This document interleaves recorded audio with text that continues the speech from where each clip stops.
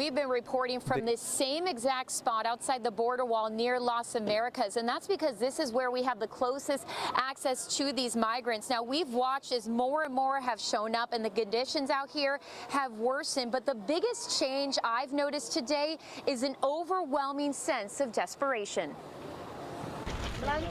Hands outstretched through the border wall show the amount of need on the other side. Give me a blanket, Volunteers dropped off food, water, blankets, and other supplies today. A compassionate effort that became at times chaotic as migrants rushed to grab what was left. Adriana Yasso with American Friends Service Committee used a megaphone asking people to form single file lines.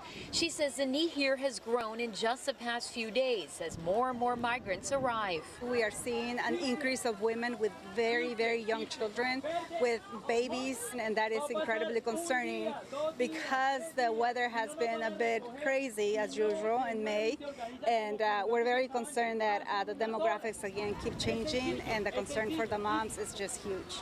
Take this baby, whose mother told me is just 3 months old.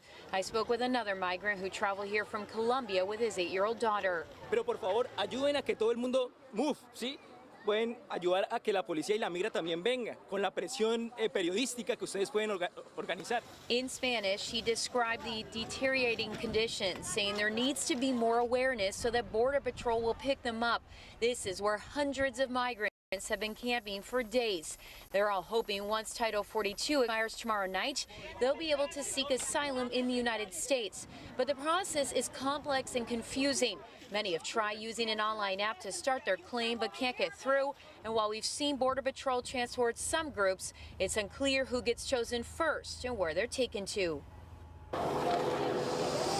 And back out here live, as you saw in that story, volunteers have been coming by to drop off food and water and supplies, and they have just returned this afternoon. Right now you can see they have bags of fruit, they have cases of water, and if we can see beyond the fence here, I know it's tough with these barriers in the way, but there is a long line of people waiting to get this food, and that is the desperation, guys, that I'm talking about out here.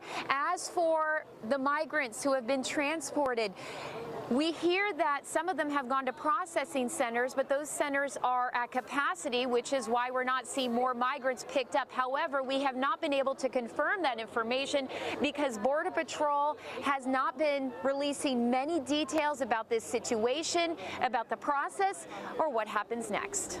And Shannon, as we hear that and we see people waiting, gathering in large numbers, we know there are concerns about health, especially the health of young children that are there. I know you tweeted about that earlier today.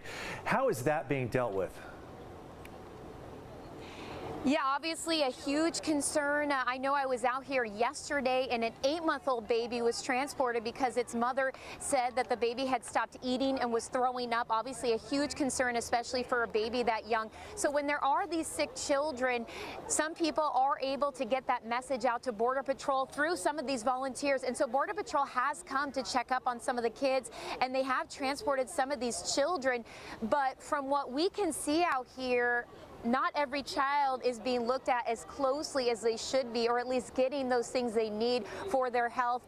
Even some of the older people, the other day I saw a volunteer giving someone aspirin through the fence because they complained of a severe headache. So sometimes Border Patrol comes and they're able to tend to these people. We've seen firefighters and ambulances out here, but other times it's the volunteers that are trying to help as much as possible.